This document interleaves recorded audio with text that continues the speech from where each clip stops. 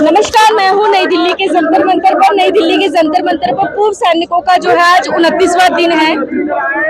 लगातार इस सरकार के समक्ष अपनी मांगे रख रहे हैं, लेकिन सरकार के कोई भी नुमाइंदे या प्रतिनिधि इनसे मिलने नहीं आ रहे हैं। सर, आप लोगों का नाम जानना चाहूंगी पहले। मेरा नायक वीरपाल सिंह। आप भी पूर्व सैनिक है? पूर्व सैनिक हूँ।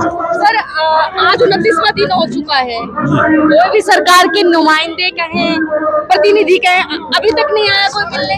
अभी तक कोई मिलने नहीं आया। क्या लगता है, क्या है? सरकार को आना पड़ेगा, क्योंकि ये देश के सैनिक जो देश की सुरक्षा करते हैं वो आज इस धरने पे बैठे हुए हैं, तो सरकार को आना पड़ेगा। सर, आपको लगता है कि सरकार जो इनकी मांगे हैं उस पर सुनवाई करेगी? बिल्कुल सुनवाई करनी पड़ेगी। जायज मांग है? जायज मांग है। सर, आपका परिचय?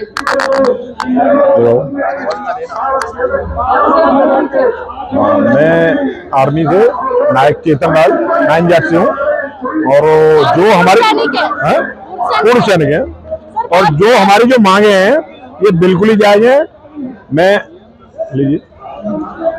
मैं बिल्कुल इस बात से पूरी तरह से सहमत हूँ, और सहमत होने के बाद ही हम लोग मथुरा से आए हैं, और 9 से पूर्व सैनिक हूँ मैं। और ये जो हमारी मांगे हैं बिल्कुल जायज है। जो हम जो धरना कर रहे हैं वो बिल्कुल ही जायज है, और सरकार को इन चीजों को पे विचार करना चाहिए और इसको मानना चाहिए। बोलो नाइन जाट की जय, नाइन जाट की जय, नाइन जाट की जय।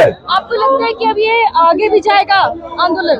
ये धरना आगे तक भी जाएगा, और जब तक हमारी मांगे नहीं सुनी जाएंगी, जब तक ये धरना चलता रहेगा, चाहे कितने भी दिन हो जाएं। जैसे किसानों का रहा वैसे? किसानों का रहा वैसे ही रहेगा भाई। सबसे ज्यादा जो देश में क्या होता है, किसान और जवान। किसान और जवान दो चीजें, अगर किसान और जवान हमारे देश का खुशहाल है तो फिर सरकार का कुछ नहीं कर सकेगा। अगर सरकार किसान और जवान से टकराने की कोशिश करेगी तो किसान और जवान से सरकार फिर नहीं जीत पाएगी। एक नारा भी तो है ना, जय जवान जय किसान। जय जवान जय किसान का नारा है, और उसी के लिए हम अड़े हुए हैं। क्या लगता है ये नारे का खाली यूज होता है? यूज नहीं है, यूज करते हैं। अगर पॉलिटिकल देखा जाए तो इसका यूज किया जाता है, क्योंकि हमारा जो देश है कृषि प्रधान देश है। यहाँ पे मान लो 70% करीबन लोग सब किसानों के बच्चे हैं, और जो किसानों के बच्चे हैं वही फौज में जाते हैं, वही जवान है। तो जवान और किसान ही है मेन। तो पॉलिटिशियंस क्या है, उसको जवान किसानों के नारे से लेके वोट तो ले लेते हैं, लेकिन जब उनके हक की बात आती है तो उनको लड़ाई लड़नी पड़ती है। ये बड़ी विडंबना है मेरे देश में, ये नहीं होना चाहिए। सर, कई लोग कहते हैं कि इनकी जो मांग है वो कहीं ना कहीं ऐसे कर देंगे कि अफसर का भी वही चीज और सूबेदार का भी वही चीज, तो ये अंतर है नहीं है ना, क्योंकि वो तो पढ़ाई करके जाते हैं। वो ठीक है, वो ज्यादा अंतर है। अंतर हमें ऐसे नहीं मान रहा है कि अंतर नहीं होना चाहिए, अंतर होना चाहिए, लेकिन अंतर नहीं होना चाहिए जो अभी है। डिसेबिलिटी के तहत अंतर नहीं होना चाहिए, इतना नहीं। हाँ, डिसेबिलिटी नहीं होना चाहिए, उसमें नहीं होना चाहिए। कोई अंतर नहीं होना चाहिए। जैसे एक जवान का हाथ करता है, एक ऑफिसर का हाथ करता है, ऑफिसर का हाथ सोने का, जवान का हाथ मिट्टी का। बिल्कुल, ये आप ही बता दीजिए, होना चाहिए। मतलब बराबर ही मिलना चाहिए, क्योंकि बॉर्डर पे तो दोनों ने ही अलाउंसेस में भी अंतर है, वो भी अंतर भी खत्म होना चाहिए। हाँ, वन रैंक पेंशन, OROP उसी का नाम है। अच्छा सर, पार्लियामेंट में गए तो विधायकों की पेंशन बंदी रहती है, सांसदों की पेंशन होती है, लेकिन जो जवान होते हैं उनकी पेंशन क्यों? जवानों की जो पेंशन, हाँ यही तो हमारी मांग है। जवानों की पेंशन पे ही हमारा जो हो रहा है ये नहीं होना चाहिए। अभी सरकार से यही कह रहे हैं कि जब देश का किसान और जवान दोनों खुशहाल रहेगा तो ही देश भी अच्छे से चलेगा, और सब कुछ अच्छे चलेगा, सरकार भी अच्छे से चलेगी। आपको लगता है बैकफुट पे आएगी सरकार? बिल्कुल आना चाहिए। मैं तो ये कह रहा हूँ कि सरकार को पहले ही जवान और किसान को खुश रखना चाहिए, जैसे आंदोलनों की जरूरत ही ना पड़े। ठीक है सर, इस पे 2024 पे प्रभाव पड़ेगा चुनाव पे? मतलब ये ऐसा है, हमारा कहने का मतलब ये है कि अगर जैसे जो OROP टूका हुआ है, तो जिसमें जो ये हमारी विसंगतियां हैं, हमें ये नहीं है कि अफसरों का बड़ा, लेकिन हमारा हक हमें भी मिलना चाहिए। देशो जवान है, जो भी हक है हमारा वो हमें मिले और अधिकारी को मिले। लेकिन इसमें ऐसा हुआ है जिसमें कि हमारा हक जो है नहीं मिला है और जो अधिकारीगण हैं वो अपना हक पूरा ले गए। अभी आपने घटना भी सुनी होगी राजस्थान हरियाणा की, कि जो वीरांगनाएं गई थी मुख्यमंत्री आवास के पास, तो उन्हें बहुत बुरी तरीके से भगाया गया और उनका बेइज्जती किया गया। दूसरी बात, हर एक का सम्मान होता है और एक वीरांगना उसका तो बहुत ही ज्यादा सम्मान करना चाहिए। और जिस तरीके से वहाँ से उनके साथ व्यवहार किया और उनको वहाँ से हटाया, ये बहुत ही निंदनीय है। अभी बिहार में भी एक घटना घटी है कि जिसमें एक जवान को जो है अपनी वाइफ को लेके जा रहा था, वो पेपर दिलवाने के लिए उसको बहुत पीटा और ऊपर से उसी के ऊपर केस ठोक दिया। देखो, सरकार से मेरी एक विनती है, बताऊँ आपको, जब बीजेपी गवर्नमेंट जो आई थी तो सैनिकों ने उसको भरपूर सहयोग किया था और हम भी बीजेपी से ऐसे नाराज नहीं है, लेकिन जो हमारी मांगे हैं वो जायज हैं, उनको मान लिया जाए, जल्दी से जल्दी मान लिया जाए, वो सबके लिए अच्छा होगा। जी, क्या कुछ करना चाहेंगे? मैं कैप्टन दीवान सिंह आगरा से, और ये टीम भूतपूर्व सैनिकों की एक टीम है जो कि पूर्व 9 जाट रेजिमेंट से है। ये तमाम रेजिमेंटल से यहाँ आए हैं। हमारी जो भूतपूर्व सैनिकों की मांगे हैं ये जायज ना मांगे हैं, इनमें कोई भी मांग नाजायज नहीं है।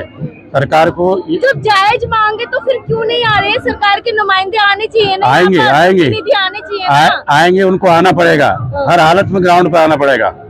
ये सरकार को बिल्कुल आना पड़ेगा, एक बार नहीं 100 बार आना पड़ेगा। अब आप ऐसे ही धरना करते रहिए, क्या कुछ और प्लानिंग कर रखी है कि आगे और भी कुछ करना है?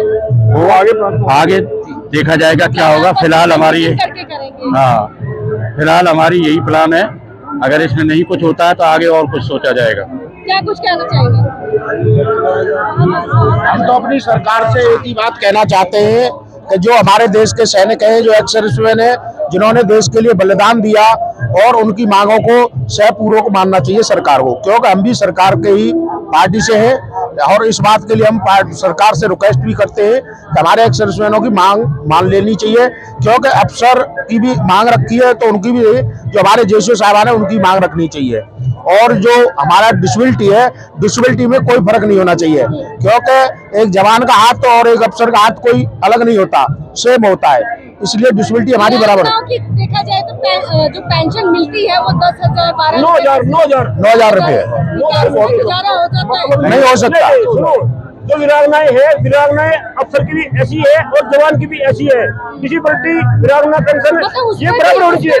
हाँ, इसीलिए ये करना है। एक जवान की वीरांगना है उसको मिलते हैं 9,000 रुपए, और जो अफसर की मिलती है उसको मिलते हैं 78,000 रुपए, 9 का 78,000 रुपए। तो इसी प्रकार MSP है, मिडिल पे, इसमें भेदभाव है जो कि जोखिम बता है, जो जवानों के लिए बना हुआ है।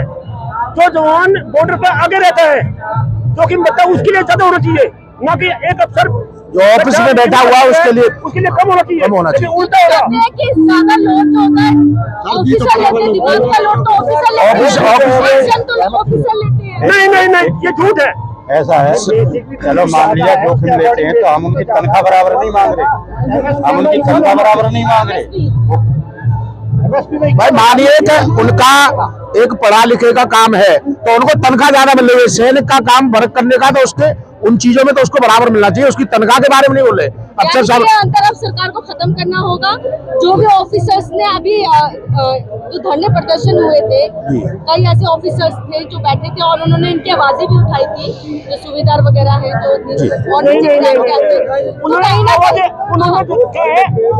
उन्होंने आवाज हमारी नहीं उठाई, हमारी उन्होंने जनसंख्या दिखाई, आवाज उठाई बेनिफिट ये सरकार की अपनी समस्या रखी उन्होंने।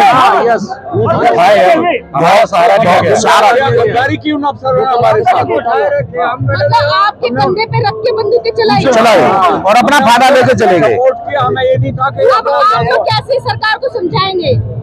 हम समझाएंगे, ये धरना तो लगातार चलेगा। इसके बाद अगर यहाँ कोई सरकार का नुमाइंदा हमारी बात सुनने नहीं आता तो 3 तारीख को आने वाली 3 अप्रैल को हम पूरे भारत में कश्मीर से लेकर कन्याकुमारी तक हर जिले में एक्शन में MP MLA है वो सभी जाएंगे 3 अप्रैल पूरा जिला स्तर पर, तहसील स्तर पर पूरा देश में, पूरे देश रैली निकलेगी रैली। पूरे देश में। और हम किसान भी हैं और जवान भी जवान हैं। भी। और जय जवान जय किसान का नारा हमारे लाल बहादुर शास्त्री जी ने दिया था। उनके सपने का था कि साकार होगा कभी, और ऐसी सरकार ये नहीं कर सकती तो फिर कहाँ होगा, ये कभी भी नहीं होगा। उन्हें हमें बहुत निराशा। बॉर्डरों पे लड़ाई की है, ये तो अपने घर की समस्या है। बिल्कुल बिल्कुल। तो इतना तो सरकार को सोचना चाहिए, जो देश के लिए जिन्होंने अपना जीवन दे रहे हैं उनको 10-10-12 और जवान का विरोध कर रही है, जो आप इसके लिए सरकार के विरोध में, सरकार की नीतियों के विरोध में है। सरकार की नीतियों के विरोध में, हम सरकार के विरोध में नहीं है। सरकार के विरोध में नहीं है मैडम। इस सरकार को सबसे ज्यादा सपोर्ट सैनिकों ने ही किया है। सबसे ज्यादा सपोर्ट किसी को किया है, बीजेपी को सैनिकों ने किया है। ये आपने देखा भी होगा, सैनिकों ने एक मुश्त होकर इकट्ठे होकर वोट भी वैलिड पूरे भर दिए थे। जवानों ने, पूर्व सैनिकों ने, मौजूदा सैनिकों ने सबसे ज्यादा, क्योंकि इनकी जो नीति है, जो बीजेपी की राष्ट्रवादी नीति की वजह से, क्योंकि हम राष्ट्रभक्त हैं, देशभक्त हमें, तो हमें पार्टी ऐसी लगी कि बीजेपी अच्छी पार्टी है, जो राष्ट्र के प्रति कुछ करती है। इनकी जो भावनाएं जो रही हैं पहले से अच्छी भावना रही हैं। दिवाली में मोदी जी खुद सैनिकों को सैनिकों के साथ जाते हैं, उन्हीं भावनाओं से प्रेरित हो गई। सैनिकों ने सबसे ज्यादा सपोर्ट बीजेपी का किया है। तो बीजेपी को ही सैनिकों का, पूर्व सैनिकों का ख्याल रखना चाहिए। ये उन्हीं के बच्चे हैं। जवान और किसान और जवान, मैंने एक बात बोल दिया है, किसान और जवान देश का अगर खुश रहेगा तो देश खुशहाल हो जाएगा, और विश्वगुरु बनने से देश को कोई नहीं रोक सकता।